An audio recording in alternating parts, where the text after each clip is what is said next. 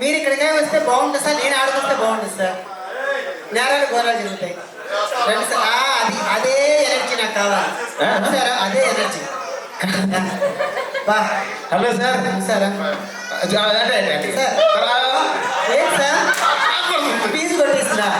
31st night అంటే ఏదో అనుకున్నా కానీ నాకు అర్థమైంది. సార్ ఆగండి సార్, ఆయన మధ్యలో ఉన్న నిధి సార్. బేసిక్ గా నేను పక్కకు వస్తా.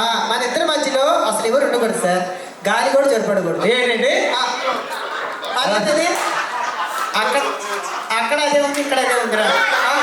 అదేనండి అక్కడ అక్కడ ఏం తెలిసిపోయింది?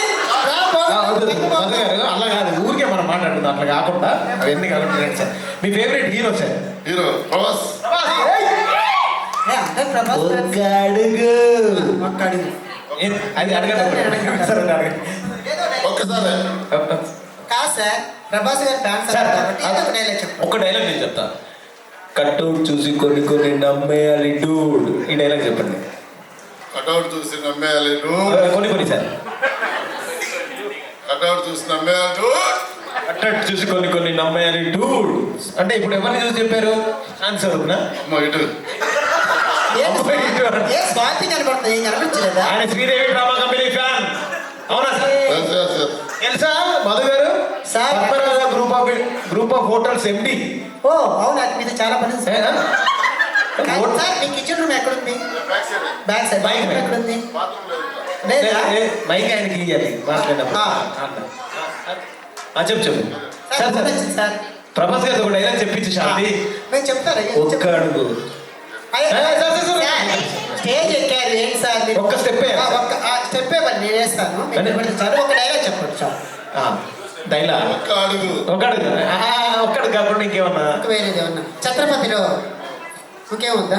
ఇప్పుడు చెప్పు. పెద్ద పెద్ద గోడలు కట్టింది బయటికి ఎవరు వెళ్ళిపోతారని కాదు, లోపల కూడా వస్తాడని.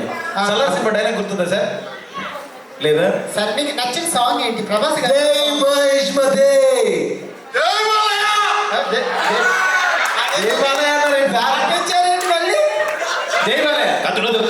ఎప్పటి నుంచి అప్పట్లో నాన్నగారు కతులతో కాదురా కంటి చూపుతో చెప్పేస్తా. అప్పట్లో అవునా సార్ ఏదో చెప్పారు నీకు అర్థమైందా?